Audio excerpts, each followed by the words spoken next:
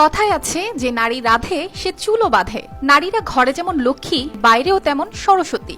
সংসারে নানা দায়িত্ব পালনের পরও বাহিরে সব কাজও মাথা ঠান্ডা রেখে করেন সম্পন্ন।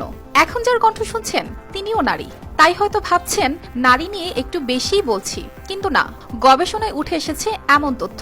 ফ্রান্সের ভিকটিম অ্যান্ড সিটিজেন অ্যাসোসিয়েশনের গবেষণা বলছে চালক হিসেবে পুরুষদের চেয়ে নিরাপদ নারীরা। একই সঙ্গে পুরুষদের নিরাপদ চালক ভাবার যে ধারণাটি, সেটিকেও প্রত্যাখ্যান করাচ্ছে এই গবেষণা প্রতিষ্ঠান।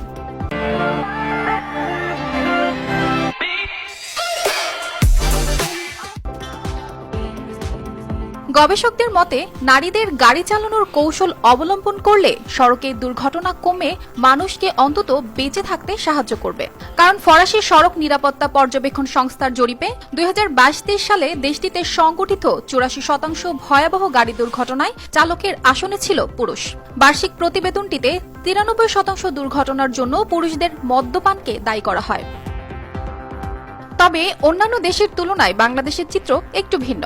রাস্তায় মেয়েরা গাড়ি বা স্কুটি নিয়ে বের হলে সংকীর্ণ দৃষ্টি ও নানান কটূক্তি শুনতে হয়। বেশিরভাগ সময়ে পাশের গাড়ি যখন চালকের আসনে একটি মেয়েকে দেখতে পায়, তখন সিগন্যাল না দিয়েই ঘুরিয়ে দেয় অথবা থামিয়ে দেয়, ইচ্ছে করেই যেন সাইড চাপিয়ে ড্রেনে ফেলে দিতে চায়।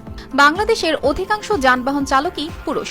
এদের কিছু অংশ রুড আচরণ ও মাদকসেবী হওয়ায় অহরহ ঘটে সড়ক দুর্ঘটনা। কিন্তু নারী গাড়ি চালকরা তুলনামূলক বেশি নিয়ম মেনে চলেন এবং ঠান্ডা মাথায় গাড়ি চালান। নারীরা তুলনামূলক কম নেশায় জড়িত, তাই তারা গাড়ি চালালে রাস্তায় দুর্ঘটনা কমে যাবে। এবং পুরুষ চালকের চেয়ে নারী চালকরা আইন মেনে গাড়ি চালায় বেশি। গবেষণায় দেখা গেছে গাড়ি চালানোর ক্ষেত্রে পুরুষদের তুলনায় নারীরা 3.4% কম অপরাধী।